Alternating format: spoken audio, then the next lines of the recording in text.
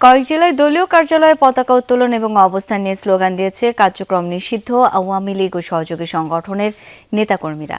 সকালে সাতক্ষীরা শহরের বড় বাজার এলাকা থেকে মিছিল নিয়ে দলীয় কার্যালয়ে যায় ছাত্রলীগ ও যুবলীগের কিছু নেতাকর্মী। সেখানে জাতীয় পতাকা উত্তোলন করে কিছুক্ষণ অবস্থান করে তারা। পরে ঘটনাস্থলে গিয়ে দেখা যায় কার্যালয়টি তালাবদ্ধ। বিষয়টি খতিয়ে দেখছে পুলিশ। শরীয়তপুর শহরের পালং বাজার এলাকায় দলীয় কার্যালয়ে অবস্থান নেয় কার্যক্রম নিষিদ্ধ আওয়ামী লীগের ১৫ থেকে ২০ জন নেতাকর্মী। এ সময় জাতীয় পতাকা উত্তোলন ও স্লোগান দেয় তারা।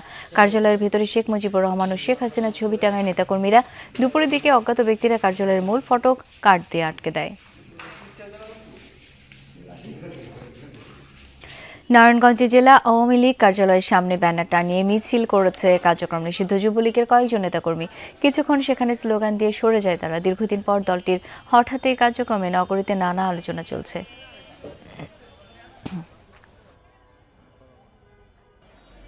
এদিকে নোয়াখালী পুলিশ জানায়, ভোরে শহরের মাইজদি টাউন হল এলাকায় আওয়ামী লীগের কার্যালয়ে তালা ভেঙে ভেতরে প্রবেশ করে কয়েকজন যুবক। প্রধান ফটকে নোয়াখালী জেলা আওয়ামী লীগ কার্যালয়ে ব্যানার টানায় তারা।